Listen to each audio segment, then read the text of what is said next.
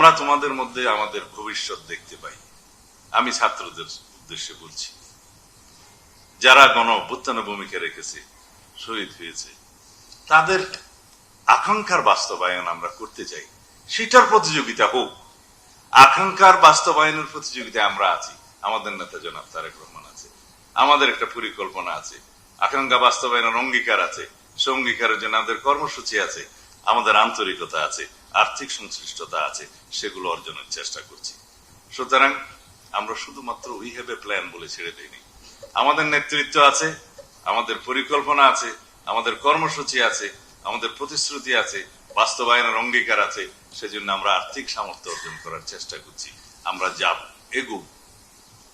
আর যারা আকাঙ্ক্ষার উপর ভিত্তি করে চেতনা নির্ভর রাজনীতি করতে চাচ্ছে, তারাই আজকে স্বৈরাচারের পতনকে কেন জানি আমন্ত্রণ, স্বৈরাচারের যে পতিত স্বৈরাচারকে কেমন জানি আবার আমন্ত্রণ জানানোর মতো একটা পরিবেশ আবহ সৃষ্টি করছে। সরকারের বয়স 5.5 মাস 6 মাস, এখনই রাস্তায় বক্তৃতা দিচ্ছে ব্যর্থ সরকার। আর ব্যর্থ হওয়ার জন্য তো একটা সময় লাগে। আমরা তো শুরু করছি কেবল। এখন অনেক কথা বলা যায়।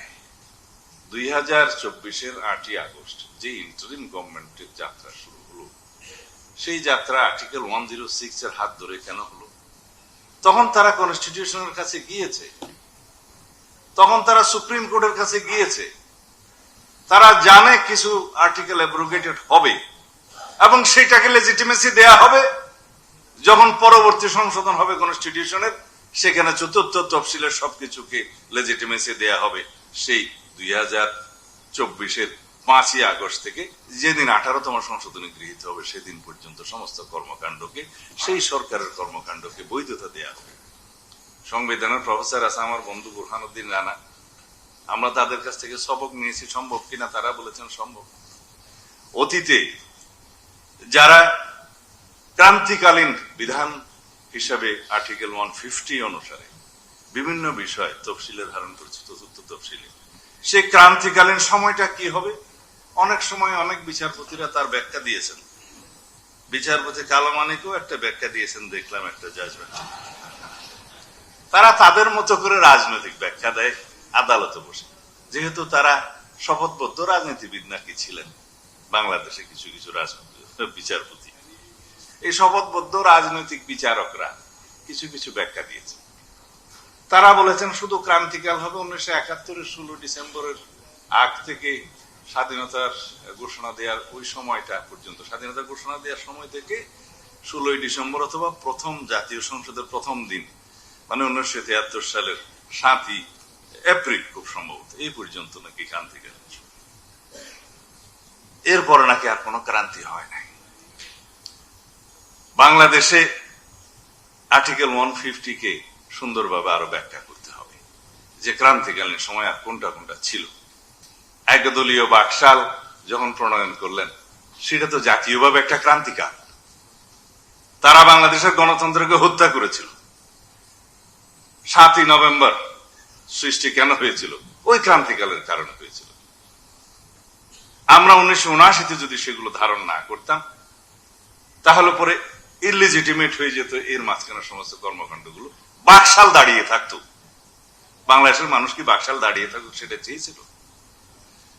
অ্যান্টি বাকশাল সেন্টিমেন্টের উপর ভিত্তি করে গণতান্ত্রিক দ্বারা শুরু করার জন্য শহীদ রাষ্ট্রপতি জিয়াউর রহমানকে এদেশের সকল মানুষ সমর্থন দিয়েছিলেন। সেটাই বাংলাদেশের ইতিহাসে নতুন ভাবে গণতান্ত্রিক যাত্রা।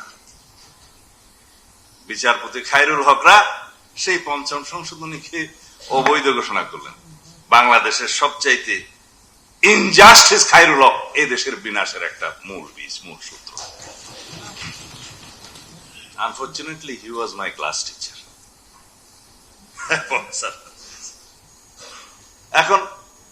এখনো বোধহয় জেলে আছে। তারপরের ইতিহাস আপনারা জানেন।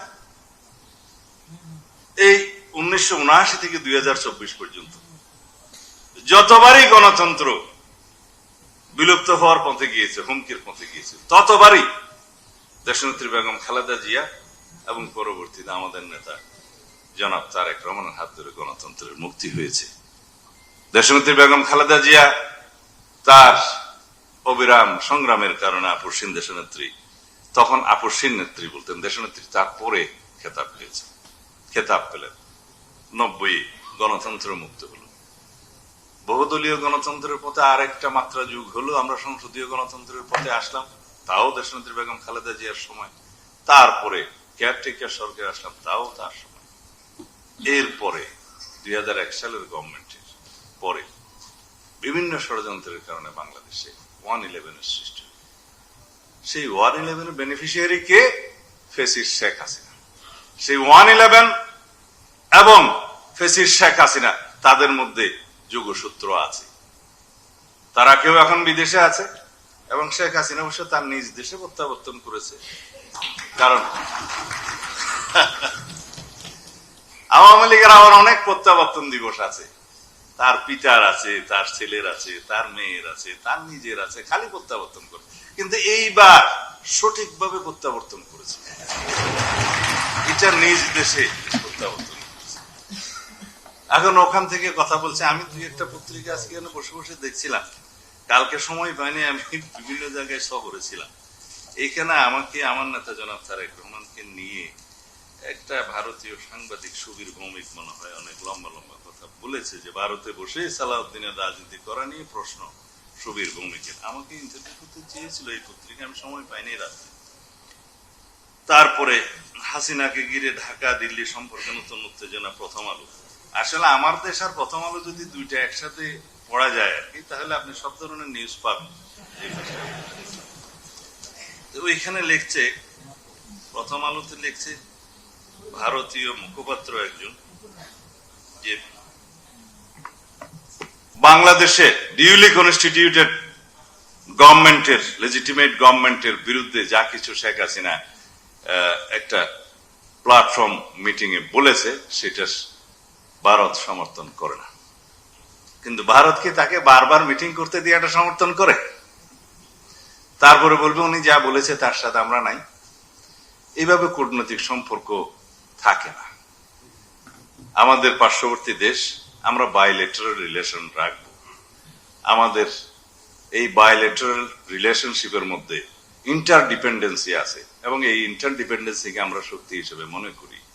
আমরা আপনাদের সাথে বন্ধুত্বপূর্ণ সম্পর্ক বজায় রাখতে চাই, তবে আমরা কখনো আওয়ামী লীগ হতে পারবো না। আমরা বাংলাদেশের স্বার্থকে সমুন্নত রেখে on the basis of mutual dignity and respect and on the basis of the sovereign equality আমরা আপনাদের সাথে সম্পর্ক রাখবো। তার মানে এই না আপনারা হাসিনা কার্ড খেলবেন আর বাংলাদেশের সাথে বন্ধুত্বপূর্ণ সম্পর্ক চাইবেন, দুটো বিপরীতমুখী। আশা করি ভারতীয় কর্তৃপক্ষ, ভারত সরকার বিষয়টি বুঝবেন।